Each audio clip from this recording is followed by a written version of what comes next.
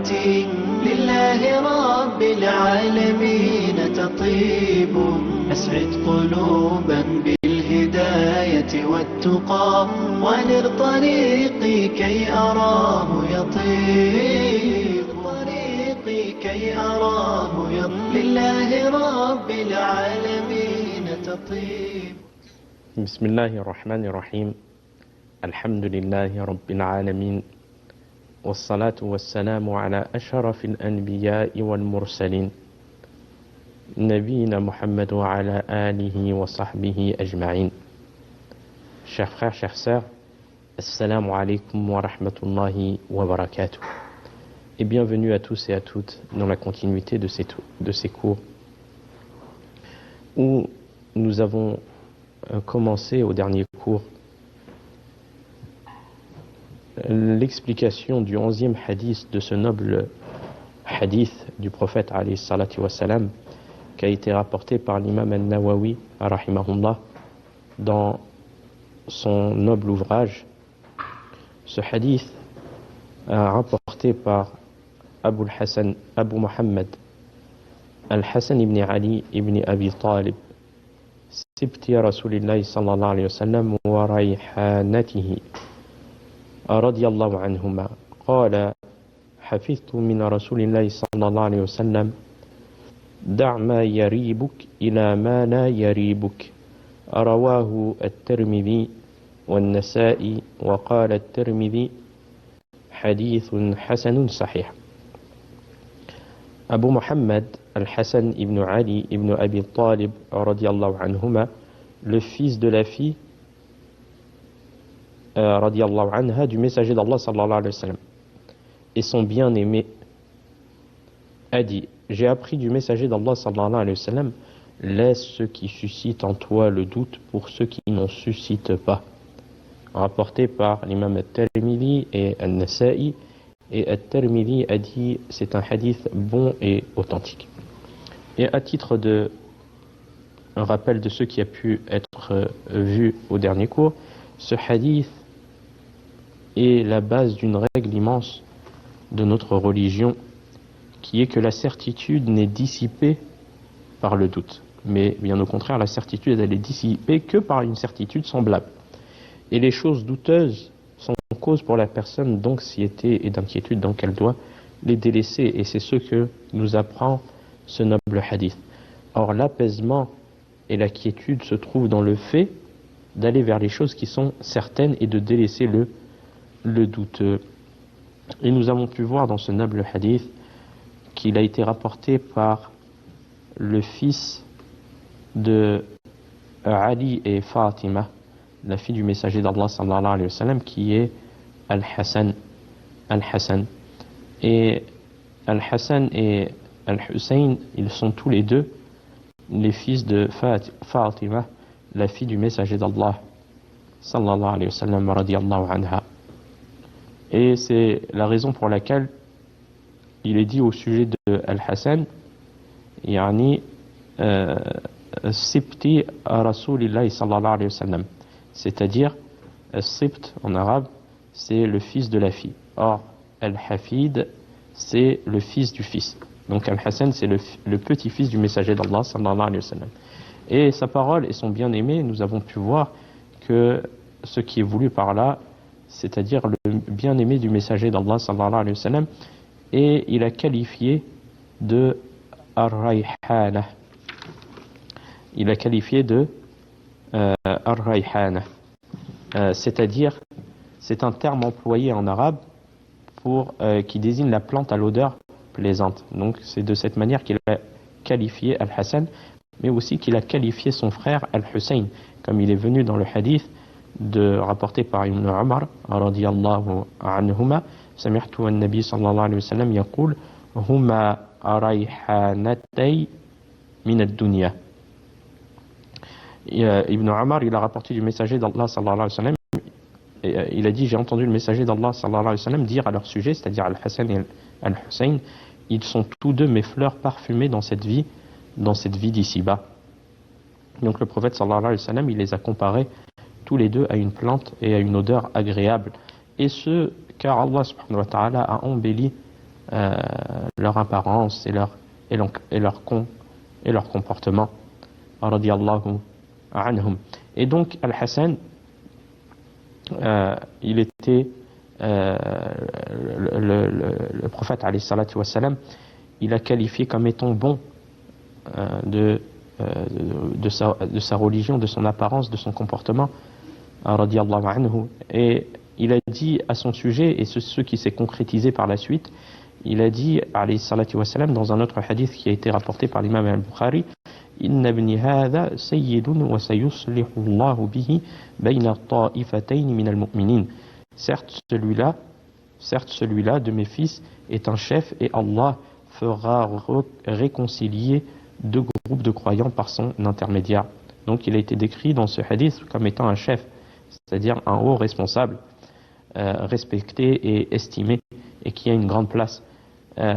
Et ce du fait qu'il était, il faisait partie de la maison. Il faisait partie de la maison du prophète alayhi salatu wassalam, et qu'il était bon en lui-même, en son comportement, en sa religion, et qu'il a accompli de bons actes. Et parmi ces actes, après l'assassinat de son père Ali, il y a eu une grande discorde entre les musulmans, et il a été la cause de l'union des musulmans. Subhanallah. Et ce, grâce à Allah subhanahu wa ta'ala, et grâce à, par le bienfait d'Allah subhanahu wa ta'ala, avant tout, et par le bienfait de Al-Hassan, radiyallahu anhu. Et elle fut surnommée cette année l'année de l'union, car les musulmans s'unirent durant celle-ci, et il se concrétisa par cela la bonne annonce du messager d'Allah sallallahu alayhi wa sallam. Et le prophète sallallahu alayhi wa sallam, il a dit dans ce noble hadith, il a rapporté Al-Hassan par sa parole: j'ai appris du messager d'Allah sallallahu alayhi wa sallam, laisse ce qui suscite en toi le doute. Laisse ce qui suscite en toi le doute. Tout ce qui peut susciter en toi le doute, délaisse-le. Laisse-le. Pourquoi? Car cela t'amène à l'incertitude, à l'inquiétude, à l'anxiété. Mais laisse, c'est-à-dire délaisse ce qui suscite en toi le doute. C'est-à-dire ce dont tu n'es pas certain. Après le prophète sallallahu alayhi wa sallam, il a dit, pour ceux qui n'en suscitent pas, pour ceux que tu en es certain, tu as certitude, ce qui ne te fait pas douter. Si tu es confronté à deux choix, l'un comportant un doute et l'autre n'en comportant pas, choisis celui qui n'en comporte pas. Et cela est proche de la parole du prophète alayhi salatu wa salam: faman ittaqa shubuhat faqad istabra'a li dinihi wa 'irdihi, que celui qui délaisse les choses ambiguës, il a certes préservé son honneur et sa religion. Il a préservé deux choses: son honneur, du fait que les gens le dénigrent, et parlent sur son honneur du fait qu'il s'est adonné à des choses ambiguës, des choses confuses. Donc les gens, ils vont être amenés à parler sur sa personne. Et aussi, il préserve sa religion de tomber dans l'illicite. Donc il a préservé deux choses par le fait d'avoir délaissé les choses ambiguës. Donc tout comme cela, le musulman, il délaisse ce qui est douteux. Donc la parole du prophète sallallahu alayhi wa sallam: laisse ce qui suscite en toi le doute, et évite ce dont tu n'es pas certain. Évite ce dont tu n'es pas certain. Pourquoi? Pour ceux qui n'en suscitent pas. Yani ceux qui ne comprennent pas de doute. Et cela, ça amène à quoi? Ça amène à ce que tu trouves repos d'esprit, quiétude du cœur, apaisement de l'âme, et que tu ne sois pas dans le doute. Et si tu choisissais ce qui comprend du doute, qu'est-ce que ça va t'amener? Ça va amener ton esprit empli d'appréhension, de confusion. Tu vas être en état d'anxiété, d'inquiétude. Alors que si tu choisis ce qui ne fait aucun doute, eh bien, ton esprit trouvera tranquillité et ta conscience sera reposée. Donc c'est vraiment un bénéfice immense, ce hadith. Et un enseignement plus que bénéfique et immense en bénéfice pour nous, pour tout croyant dans sa vie de tous les jours. Car si la personne, elle médite sur ce hadith, elle verra qu'il lui sera utile dans beaucoup de situations. Car la personne, dans sa vie de tous les jours, elle est amenée à ce qu'elle soit qu'elle soit sujette au doute dans plusieurs situations et dans plusieurs domaines. Que cela soit dans des transactions. Yani, à l'exemple. C'est une personne qui doute à propos de biens. Yani, sont-ils licites ou illicites? Yani, c'est des choses qui peuvent arriver dans le commerce, dans un achat, dans une vente. Eh bien, elle ne sait pas, yani, elle a incertitude yani, sur ces biens. Sont-ils illicites ou licites? Il en existe d'autres dont le caractère licite ne fait aucun doute. Il n'y a aucun doute sur la licité de la chose. Eh bien, la personne, elle délaisse ce dont elle a le doute pour prendre ce dont elle est certain et délaisser le douteux afin d'être reposé, apaisé, avoir quiétude et apaisement du cœur. Dans la consommation, de même, yani, la personne n'est pas certain qu'un type de nourriture soit licite et qu'il y en a un autre dont elle a aucun doute, elle a la certitude que de manger celui-ci est clairement licite. Eh bien, qu'est-ce qu'elle fait? Elle délaisse le douteux. Elle délaisse le douteux pour consommer ce qui est licite, et par cela elle trouvera repos, apaisement et quiétude. Nous avons aussi dans les relations. Une personne, elle veut se marier. Ou, par exemple, une femme cherche, elle a des prétendants au mariage. Et on lui parle d'un tel où sa situation est douteuse. Sa situation est douteuse. Elle s'est renseignée sur la personne, sa situation est douteuse. Et une autre personne où sa situation est claire. Elle est connue pour sa religion, sa droiture, son bon comportement. Eh bien, il n'y a aucun doute que la personne doit choisir là où elle est certaine. Car elle va fonder et bâtir une vie de famille par cet acte de mariage. Tout comme un homme qui cherche une épouse. Et on lui parle d'une personne dont la situation est douteuse, que ce soit au niveau de son comportement ou de son pratique religieuse. Et une autre personne où elle est connue par les gens de tout ce qu'on entend, de sa bonne pratique religieuse, de son bon comportement. Et bien par le fait qu'elle choisit cette personne-là, elle aura été vers ce qui est certain et elle aura délaissé le doute. Tout comme par exemple, la personne, elle n'est pas certain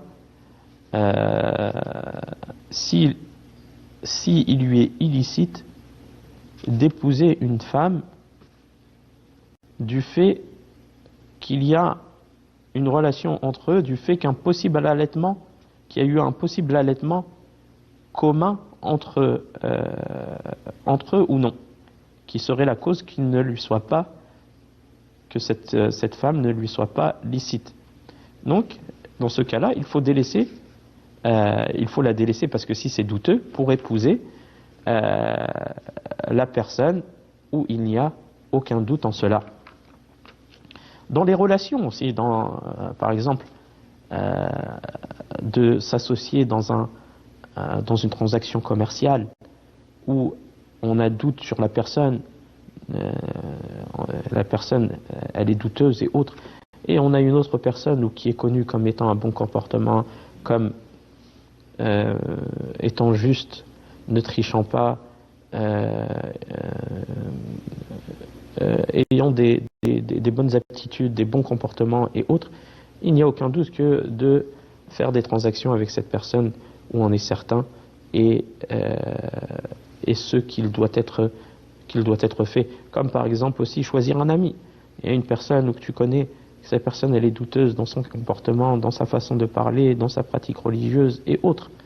Et une personne qui est connue pour son honnêteté, sa bonne éducation, son bon comportement, sa bonne pratique religieuse, eh bien il n'y a aucun doute que d'aller et de choisir ce compagnon-là où on est certain et demander. Et cela touche même les adorations. Alors, ce hadith-là, il est bénéfique même dans tes adorations. Comme par exemple, on peut donner un exemple d'une personne qui a perdu ses ablutions. Une personne qui a perdu ses ablutions. Et il est certain d'avoir perdu ses ablutions. Puis, quelque temps après, il va pour prier. Par exemple, il va pour prier la prière du Dhuhr. Mais 30 minutes avant la prière du Dhuhr, il était certain d'avoir perdu ses ablutions. Puis par la suite, il est parti pour prier la prière du Dhuhr. Puis, après avoir prié, il a un doute de savoir est-ce qu'il a refait, après avoir perdu ses ablutions, dont il est certain, est-ce qu'il a refait ses ablutions ou pas avant de prier. Donc dans ce cas de figure-là, Cheikh Al-Uthaymin, rahmatullah alayh, il dit que il est dans un doute, c'est-à-dire il ne se rappelle pas s'il a fait ses ablutions après les avoir perdues. Il est donc dans un doute, et le doute, ça amène à quoi, comme on a dit? Ça amène à l'incertitude, l'inquiétude, l'anxiété. Pourquoi? Surtout dans ce cas de figure-là, où c'est en relation avec la validité de sa prière et la non-validité de sa prière. Donc ça touche quelque chose qui est important, donc ce qui est normal. Mais comment il doit agir? Eh bien, il dit, Cheikh rahimahullah, on dit à cette personne, laisse ce qui t'inspire le doute. Alors, ce qui t'inspire le doute, c'est-à-dire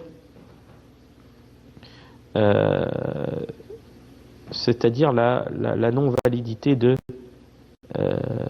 d'avoir la non-validité de sa prière et de ne pas se rappeler s'il a fait ses ablutions après les avoir perdues ou non. Et prend la certitude, et la certitude qu'il avait, c'était d'avoir perdu ses ablutions. Il avait perdu ses ablutions avant de prier, et ça, il en est certain. Et donc, dans ce cas, il doit refaire ses ablutions et prier en mettant en pratique ce noble hadith, c'est-à-dire de délaisser, laisse ce qui suscite en toi le doute,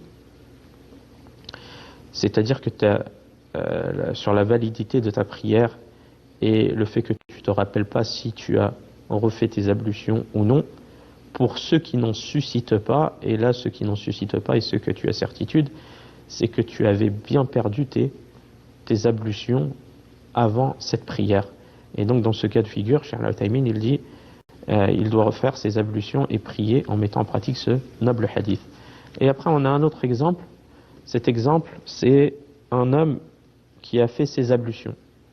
Il a fait ses ablutions avec certitude. Puis par la suite, il a prié.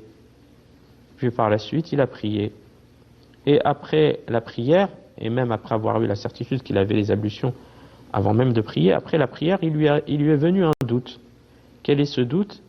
Ce doute est à savoir, est-ce qu'il a perdu ses ablutions ou non avant d'avoir prié? Et il dit à Cheikh rahimahullah, dans ce cas de figure, cet homme, on lui dit comme à la première personne, au premier exemple, laisse ce qui t'inspire le doute pour ceux qui ne te l'inspirent pas. C'est-à-dire là où le doute, c'est est-ce que j'avais les ablutions avant de prier ou pas? La certitude, j'étais en état de purification, j'avais les ablutions avant de prier. Donc tu prends, tu laisses ce qui suscite en toi le doute, c'est-à-dire le fait d'avoir le doute de ne pas avoir eu les ablutions avant de prier, et pour ceux qui pour ceux qui n'en suscitent pas, c'est-à-dire la certitude, c'est-à-dire que tu avais la certaine certitude que tu avais les ablutions d'avoir accompli cette prière. Et donc il dit rahimahullah, dans ce cas de figure là, il ne refait donc pas sa prière mettant en pratique ce noble hadith. Donc on voit les bienfaits immenses de ce noble hadith et de ses enseignements bénéfiques, et qu'il s'agit d'un grand fondement parmi les fondements de la religion, de notre religion.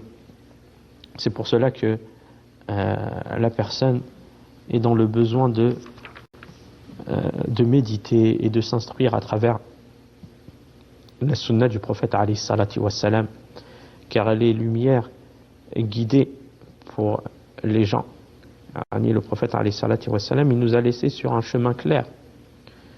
Et il nous a laissé ceux dont si on s'y attache, la personne ne s'égarera pas. Bi'idhnillahi ta'ala. Le livre d'Allah subhanahu wa ta'ala ainsi que la sunna du prophète alayhi salatu wassalam.